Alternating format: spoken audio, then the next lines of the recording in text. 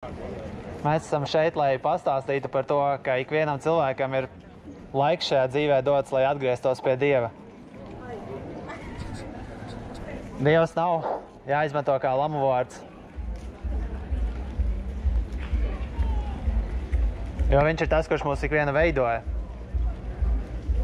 Tā kā šī plakāta rakstīts, ka lai mēs atgriežamies no savām ļaunajām domām, no saviem ļaunajiem ceļiem. Jo šeit nav neviena, kurš nebūtu grēkojis. Es šeit neesmu tāpēc, ka es neesmu grēkojis, bet tāpēc, ka mani kā grēcinieku Dievs glāba no maniem grēkiem, viņš nomazgāja. Un viņš var palīdzēt ikvienam, jo viņš ir žēlastīgs Dievs.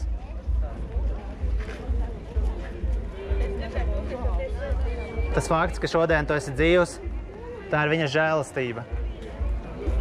Tas fakts, ka šodien spīd saule un citā dienā atkal līst lietus, mēs to uztveram kā pašsaprotam.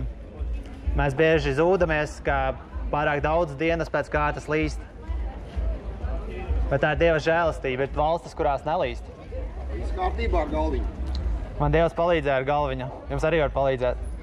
Paldies. Tāpēc esam šeit. Jo Dievs ir devis sludinātājus, viņš devis savu vārdu. Es domāju, ka jūs katrs esat lasījis Bībeli vai vismaz zinat kaut ko par Bībeli. Parasti cilvēkiem tas ir tāds, oi, nerunā par to, tas kaut kas briesmīgs, šausmīgs. Bet Dievs to ir devis kā savu vārdu. Viņš to neuzspiež. Iedomājieties, viņš ir devis savu vārdu un tas ir pieejams jebkuram cilvēkam. Kas par? Jā, viņš arī te veicina. Viņš arī ticīgs ir. Kurš tad? Draugs mans. Labi. Ceru, ka viņš arī pazīst īsto dzīvo Dievu. Viņš ir ticīgākais. Jā, nu tas ir labi. Kā viņš kļūt ticīgs? Sasit galvu arī. Jā. Zini kā? Tā, kad grēks tevi sasit pavisam, tad tu vari vērsties pie Dieva. Ja nav jāsit galva, lai kļūtu ticīgam. Paldies, paldies. Tev ir grēks, tev uzvar šajā dzīvē. Un tā, kad viņš tev ir uzvarējis un saproti, ka viņš netiec galā ar grēku, tu vari saukt uz Dievu. 10 negribi? Es ēdu 10, bet ne tagad. Garšīgā. Nevarēšu parunāt, ja man būs 10. Labi. Jauku dienu. Jums arī jauku dienu. Viens ateists pirms kādiem 100 gadiem, viņš rakstīja tādu grāmatu un viņš teica, ka šāda būs sabiedrība, kāda tā ir mūsdienās, kādu mēs to redzam. Ka cilvēki vairs nav jākontrolē ar vardarbību, jo cilvēki vairs nestaļas pret valdībām. Cilvēkiem neinteresē, ka viņus apspiež, apzog un visu pārējo. Tas, kā viņi cilvēkus kontrolē, ir caur kārībām. Ir priekšā noliktas kārības un vienkārši cilvēki pakļaujas tam. Līdzīgā veidā darbojās arī Romas impērija. Ja cilvēki gribēja dumpoties, viņi deva divas lietas – maizi un izklaides. Taisīja lielākus amfiteātrus, lielāku, efektīvāku šovu, asiņaināku šovu. Tas ir tas, ko mēs redzam mūsdienās arī filmās. Arvien vairāk un vairāk piesātinātākas filmas, video, arvien ātrāk mainās kustības un emocijas. Un tu teici piesātināts ar to visu, un tu nedomā par patiesību. Nedomā, ka ir kaut kāda pasaulē ārpus tam, ko tu redzi caur televizoru vai datoru vai telefonu ekrānu. Tā ļoti daudz cilvēku dzīvo.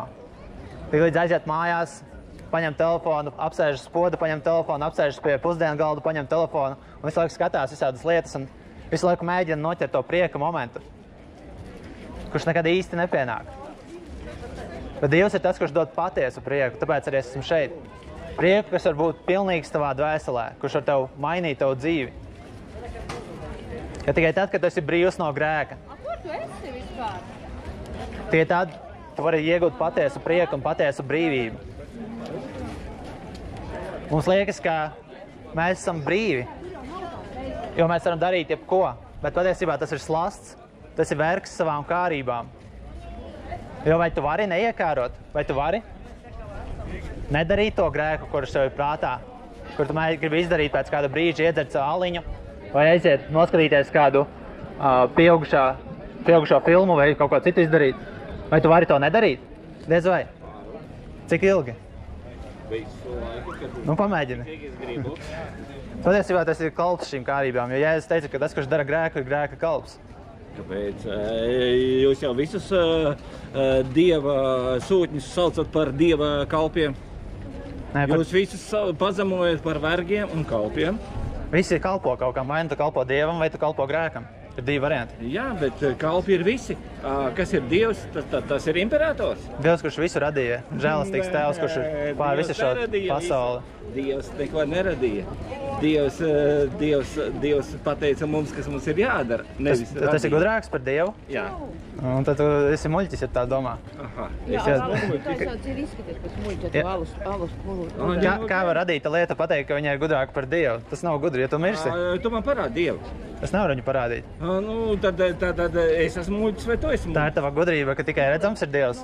Tā nav gudrība. Tad tu Dievu ieraudzīsi. Jo Vēlī. pat tā ir patiesība, ja tu nožēlos tos grēkus, tu ieraudzīsi Dievu. Es esmu... Tur rakstīts tā arī uz tā plakāta, ka ja tu atstāsi savus netaisnos ceļus un nāksi pie Dieva, viņš apžēlosies par tevi. Viņš ir lepniem turas pretī. Kas par ticību? Ticam Bībelē, tam, kas rakstīts tur. Konfesija. Visas konfesijas samaitātas. Tātad jūs esat patiesie un vienīgie. Ir daudz tādu, kur ir patiesi. Mēs vienkārši sludinām to, kas rakstīts Bībelē. Kurējā? No visām? Tajā, ko Dievs deva. Aha. Tā, kuru Dievs deva, man liekas, ja nemaldos, atrada 3-4 gadus atpakaļ Eģiptē.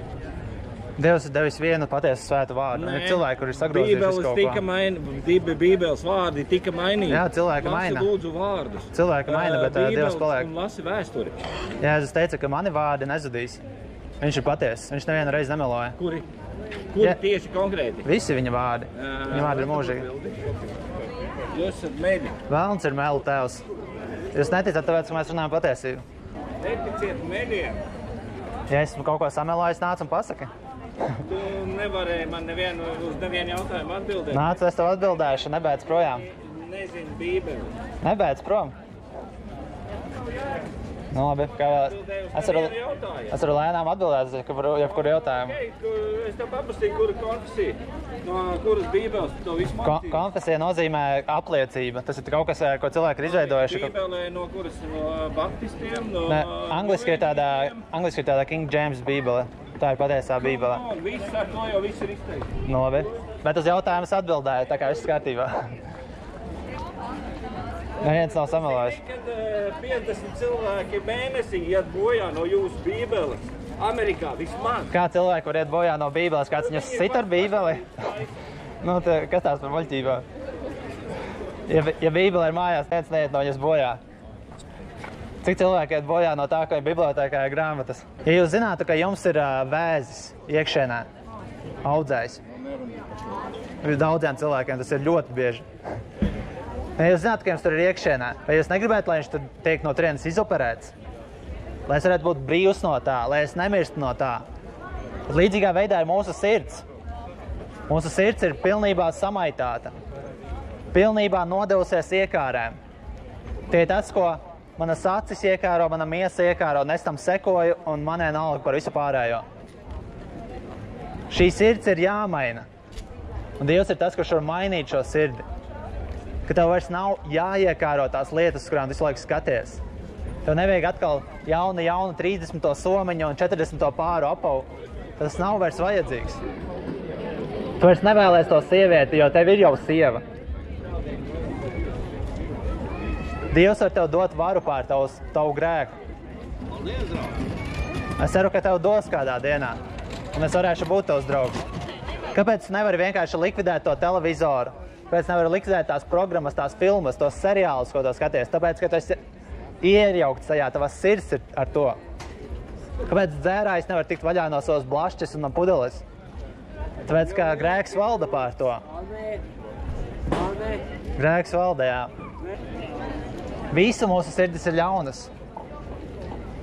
Tur ir pilns ar dažādām iekārēm, meliem, ļaunām domām. Un tāpēc šī pasaule nevar būt laba. Tāpēc arī ir tik daudz ļaunumu. Ir sevišķi. Ko lūdzu? Atradas vietu, kur bazūnēt. Ļoti laba vieta. Paldies. Tāpēc arī šī pasaule ir pilna ar ļaunumu, ka mēs ļaujam vaļu savai sirdī, savām iekārēm. Mēs nedomājam par sekām. Ja es sameloju tam cilvēkam, kā viņš jutīsies, kādas tālākas sekas tas izraisīs. Ja es izdaru kādam pāri, ja es nokrapju, ja es piemuļķoju kādu, kādas tam ir sekas. Un mēs nedomājam par to, jo mēs jau pēc brīža mēs varam aizmirstušies savos īsajos video, kuri mums ir jāritina tālāk. Vai kaut kādā savā izklaidē, savā seriālā, savā grāmatā. Un tā šajā pasaulē paliek tik daudz sāpinājuma, tik daudz ļaunuma. Un nevienam nav vēlmes to risināt. Mēs varbūt gribētu, lai nav karš, lai beidzas karš. Kurš gan grib karu? Reāli tā padomājot. Kurš grib slepkavības? Kurš grib izvarošanas? Un tomēr tas notiek. Tāpēc, ka mēs ļaujam savām sirdīm kārot arvien vairāk ļaunas lietas. Jo patiesībā nevis tas, kurš ar ieroci nošauj cilvēku, ir ļaunāks, bet arī tas, kurš savā sirdī ienīst. Un ja viņam nav ierocis rokā, bet viņš ienīst viņu tā, ka viņš gribētu nogalināt, viņš ir tikpat ļauns. Vienam ir iespēja sagrēkot, citam varbūt nav, bet viņš savā sirdī grēko. Un tad pēc tam nonāks Dieva tiesā, pēc šīs savas visas dzīves. Būs taisna tiesa par katru grēku. Nu, tā ir patiesība, jā, ka visu dzīvi cilvēki grēko. Bet tomēr Dievs ir devis iespēju mainīties. Dievs ir teicis, ka var piedzimt no jauna.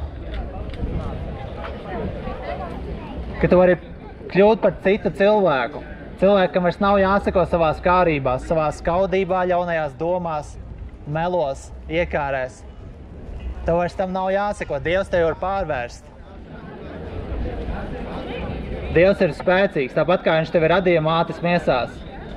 Tāpēc arī viņš ir spēcīgs tev dot jaunu dzīvību.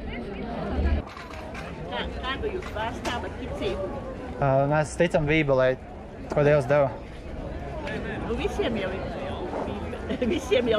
Bībele. Bet kādu tieši? Kādu jūs tieši? Jūs domājat tā kā konfesijas? Jā. Nē, mēs neesam no kādas konfesijas. Jo Jēzus arī nebija nekādā konfesijā. Viņš izveidoja savu draudzi, kura bija no ticīgiem cilvēkiem kopā. Bet kāpēc tad tik daudz tās konfesijas ir tagad? Tāpēc, ka cilvēki savā grēkā ir izdomājuši, ka viņi var kalpot Dievam, kā viņi grib. Viņi izdomā, es varu darīt tā, un viņi neklausa Bībelē vairs. Un izdod dažādas bībeles, un tam ir sava bībele, piemēram, Jehovas lieciniekiem kaut kāda sava bībele, citiem atkal. Zini kā, tā, kad ir īsta lieta, velns dara ļoti daudz viltojumus, un viņš grib piemānīt cilvēkus ar viltojumiem.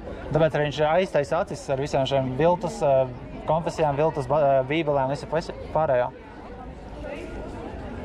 Un viņš sastāsta cilvēkiem, ka viņi var tikt glābts ar to.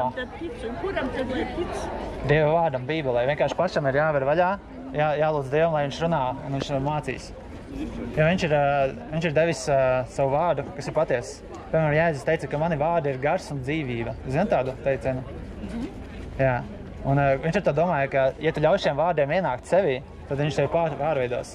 Piemēram, citi ar Dievu vārdu arī it kā ticīgie, bet apzokotu cilvēku. Jēzus teica, ka būs tādi. Kā tad tā iespējams? Kāpēc viņu nesoda? Viņi sodīs. Visiem ir noteikta tiesas diena un visiem Dievs dod laiku atgriezties. Nožēlas laiku. Jā. Visu labējums. Un nav tā, ka ja es tagad nolikšu savus labos darbus un tad nolikšu savus grēkus, tad tie labie kaut kādā veidā pārsvērs. Tā ir cilvēku reliģija, ko viņi māca. Bet cilvēki māca, ka mēs varam palikt labi, ka mēs varam nonākt pie Dieva ar saviem darbiem. Mums ir jādomā. Dievs ir iedevis mums šo galvu, lai mēs domātu, nevis lai mēs meklētu savu nākamo iekāri, savu nākamo komforta momentu, bet lai mēs padomātu, kāpēc es esmu šajā pasaulē, kāpēc es esmu radīts, uz kurien mēs ejam, kas notiks pēc nāves.